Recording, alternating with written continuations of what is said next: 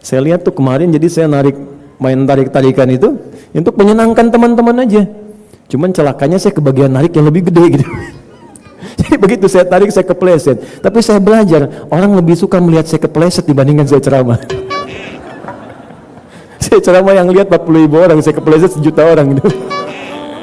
Bismillahirrahmanirrahim. Assalamualaikum warahmatullahi wabarakatuh. Asyhadu an la ilaha illallah wa asyhadu anna Muhammadan abduhu wa rasuluh. Allahumma shalli ala sayyidina Muhammad wa ala ali sayyidina Muhammad. Raditu billahi rabbah wa bil islami dina wa bi Muhammadin sallallahu alaihi wasallam nabiyya. Sahabat Ngaji Quran TV yang dirahmati oleh Allah Subhanahu wa taala, video kali ini kita akan mendengarkan kajian dan hikmah kisah dari peristiwa Nabi Nuh, dan juga tips dan nasihat bagi sahabat yang ingin harta dan rumahnya dijaga oleh Allah Subhanahu wa taala, dari Ustadz kita, yaitu Ustadz Adi Hidayat. Tanpa panjang lebar, yuk kita simak videonya.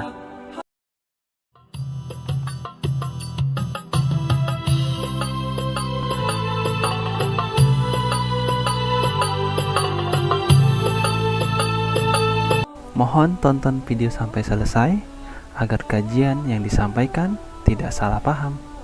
Selamat menonton, semoga bermanfaat. Pertanyaannya, kenapa kalimat innalillahi sering dilekatkan pada hal yang terasa kurang menyenangkan? Karena pada saat itulah titik manusia merasa bisa dekat dengan Allah Subhanahu wa taala. Orang dekat dengan Allah itu saat sakit, saat ada musibah. Karena itu kalimat ini lebih banyak dilekatkan pada yang tadi, yang wafat, yang sakit, yang kecelakaan, muncul itu. Kenapa? Karena dengan keadaan itu dipaksa oleh Allah untuk menyebut namanya. Bukankah orang yang sakit semakin parah sakitnya semakin ingin mendekat kepada Allah, ingin berdoa, ingin minta, ingin sesuatu. Kalau sudah dipaksa sampai keadaan itu belum tersebut nama Allah di lisan kita, berarti ada sesuatu yang salah dalam jiwa kita. Karena itu, sekalipun bagi seseorang misal diuji dengan apapun bentuknya, dia akan gembira. Alhamdulillah, banjir yang terlihat sebetulnya anugerah saja, air datang.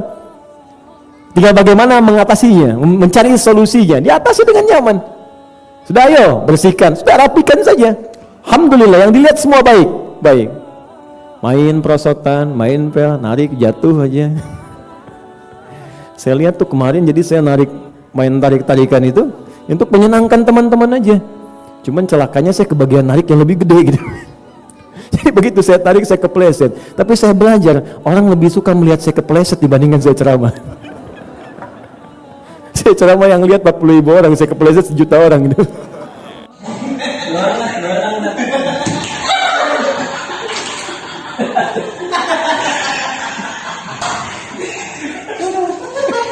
Bisa ngaruh belasan.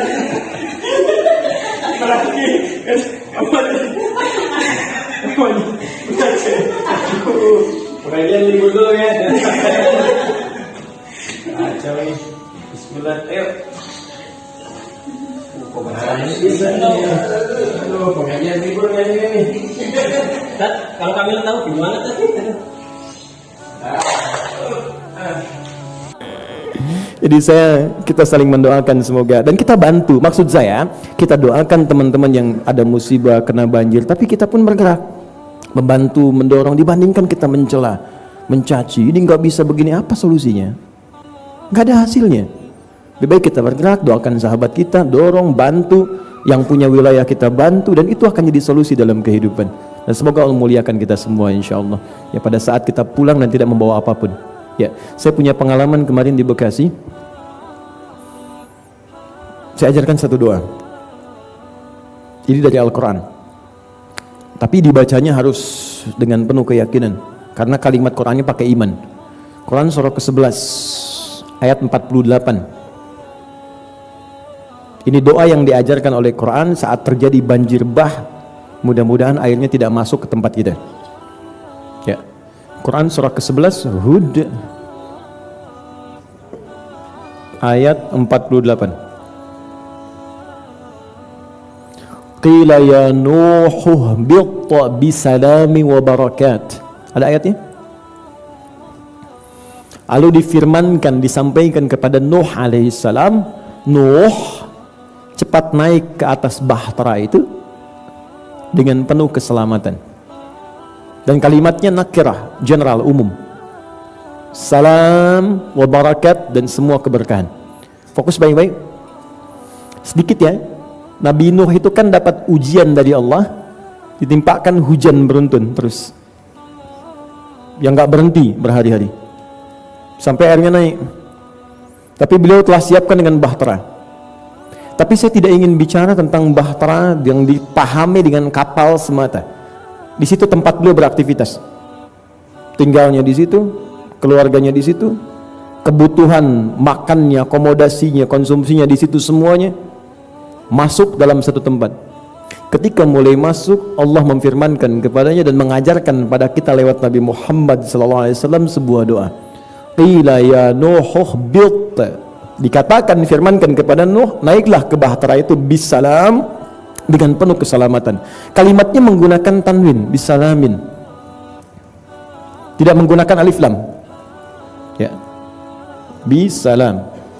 Ini ada yang tulisnya begini ya, ini umum. Kalau umum, kaidah tafsirnya maka dia tidak dibatasi. Maka ada yang menafsirkan begini, bisalamin, selamat dari terpaan air itu. Jadi airnya nggak naik ke bahtera itu.